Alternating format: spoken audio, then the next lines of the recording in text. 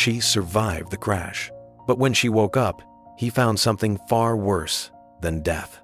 This is the story of a man who discovered the truth while praying for his wife's life. I used to think love was a promise that kept the world steady. Then the world blinked, and everything I believed about love broke in silence. It started with an ordinary argument about laundry and deadlines. She left the house to cool off, said she'd grab groceries and clear her head. 20 minutes later, a stranger called from her phone. A breathless voice said, "There's been an accident." They said the SUV ran a light. They said the airbags deployed, that paramedics talked to her for a minute, that her answers got short and then stopped. By the time I reached the hospital, she was already in surgery. Words like subdural, edema, ventilator floated past me, technical and clean, totally unlike the noise in my chest. For the first 48 hours, I lived in a waiting room that smelled like old coffee and lemon disinfectant. I answered texts from her mother, her sister, my brother. I held her hand even though it was wrapped in tape, lines, sensors. A nurse called the sedation a heavy blanket. She said, "Talk anyway. People hear more than you think." So I did. I told my wife about boring things. The dog refusing to eat, our neighbor's porch light, the basil dying on the windowsill because I always forget to water it when she's gone. I said it all like a prayer. Night 3. A resident in blue scrubs came in with a clipboard and a practice calm. He asked about allergies, medications, family history. Then he nodded at the bouquet on the windowsill. "Your wife's friend dropped those off early this morning," he said. He said he'd stop by again later. We told him visiting hours are strict in ICU. I blinked. My wife's friend? He glanced at the chart. He said he was close, first name only. What was the name? He hesitated like he'd stepped somewhere he shouldn't. Evan. I don't know any Evan who would bring peonies and leave a card with only a neat, looping E. I looked at the bouquet longer than I should have. Then I told myself I was being small, paranoid, ridiculous. People send flowers. ICU rooms collect kindness. That's all. On the 5th night, I used her passcode to email the HR person at her work. I was trying to find a contact for sick leave forms. Our finances were already humming with dread. The screen lit in the dark. I tapped her inbox and felt like a thief. Every ping in that app felt like turning the key to a stranger's house. I told myself it was practical.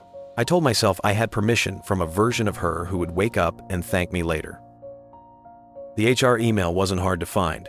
What I wasn't looking for found me first. A pinned thread at the top, starred. Subject line, Tuesday. Messages stacked like sediment. The preview text showed a heart emoji. My thumb hovered.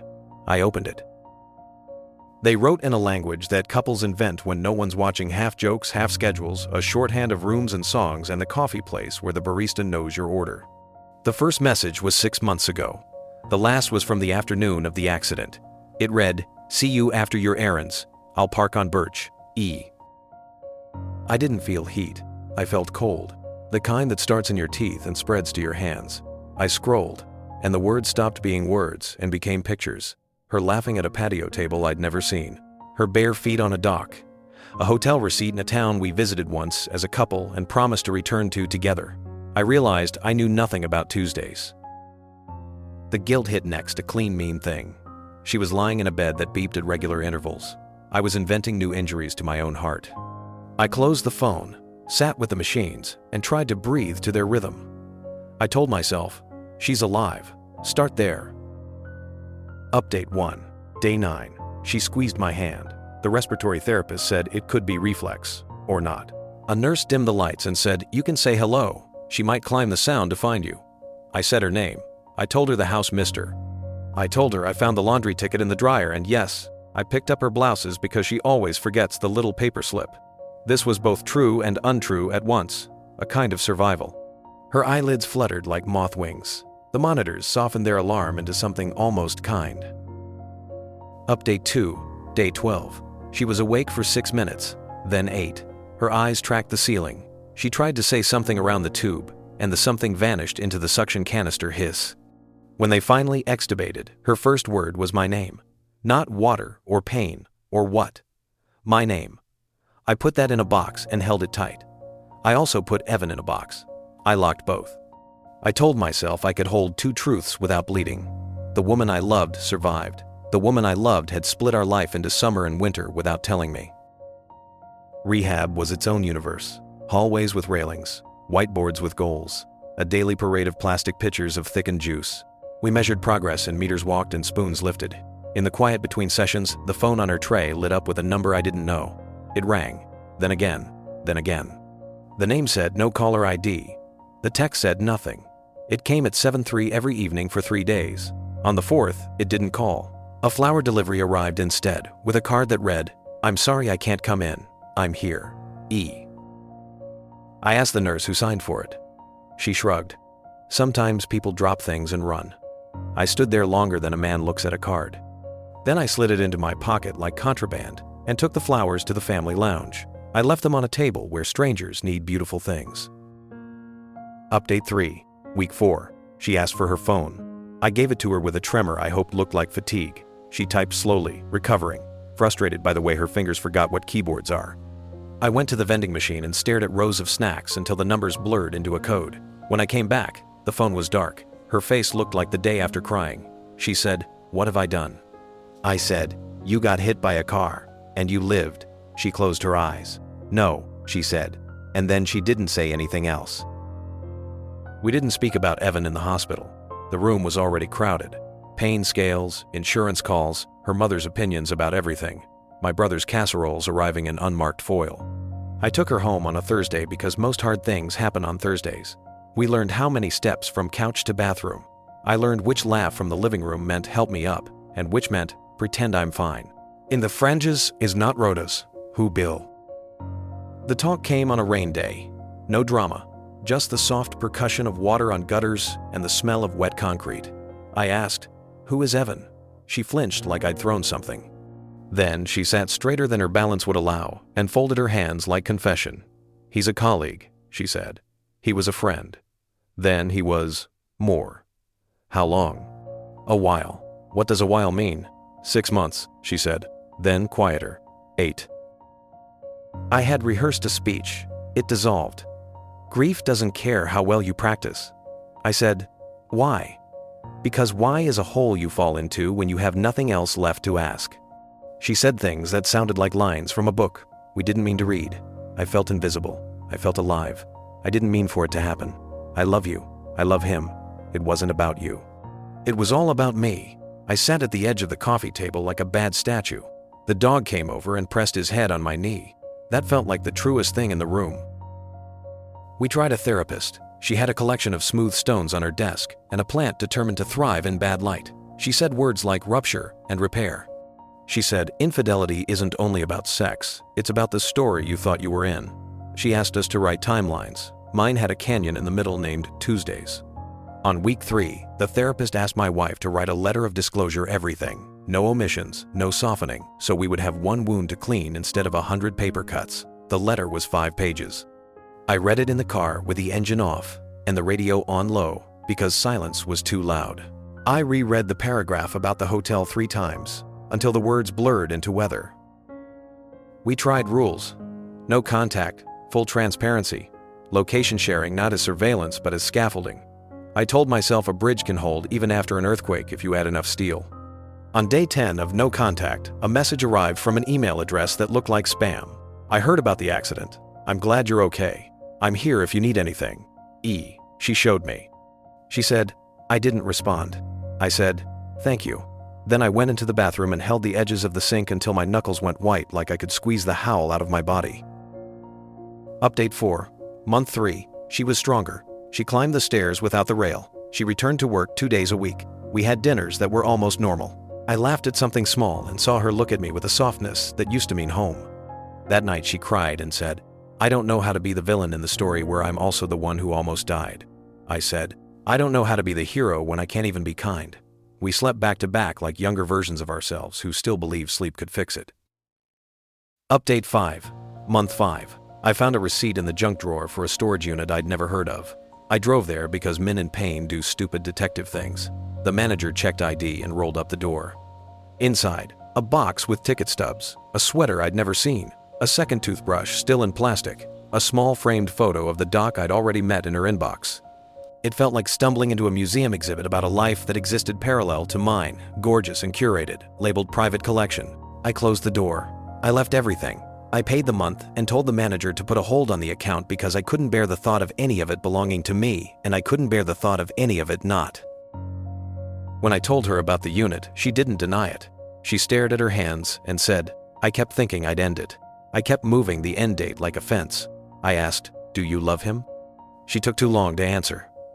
Then she said, I love you. We both heard the missing part. Update 6 month 7. We separated.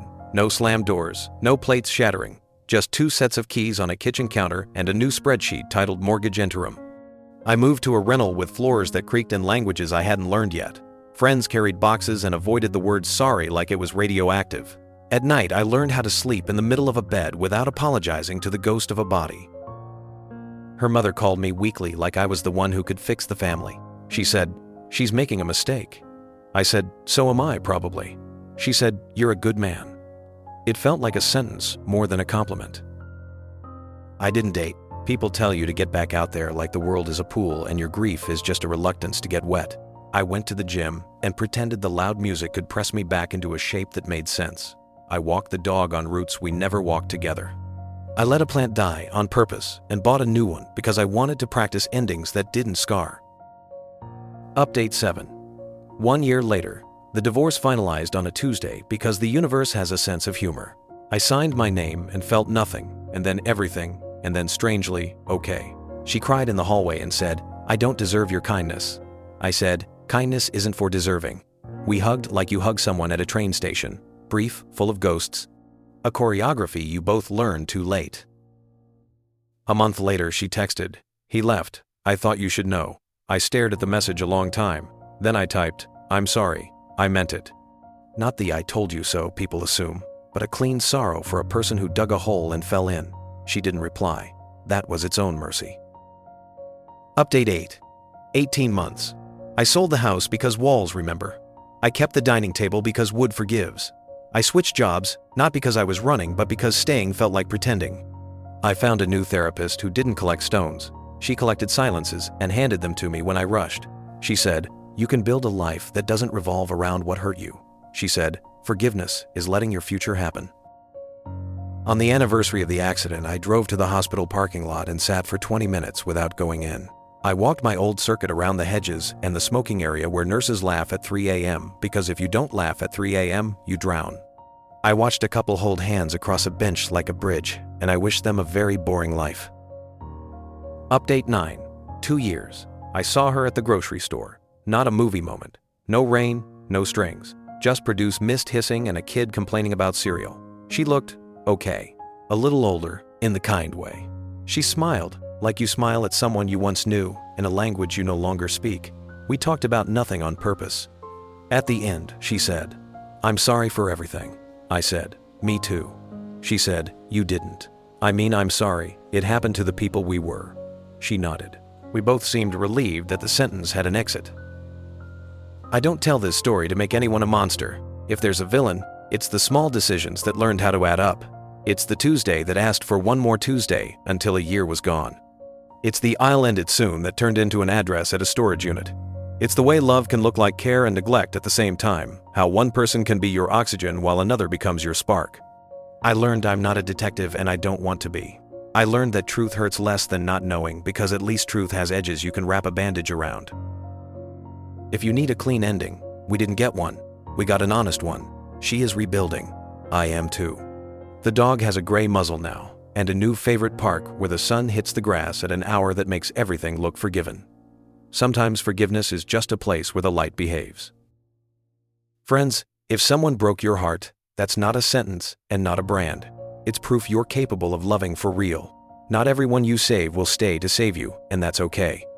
You have the right to close a door without apologizing, and the right to open other doors when you're ready. The best revenge is a quiet mind and a life that doesn't need witnesses. Have you ever discovered a truth you weren't ready for and chose honesty anyway? What helped you step forward the first time? It didn't hurt quite as much. Share your story in the comments. Someone out there needs your map. If you enjoyed this story, don't forget to like the video and subscribe for more. Take care of yourselves, and remember, trust is earned, not given. May your Tuesdays be quiet, your homes be honest, and your future be bigger than your past. See you in the next story.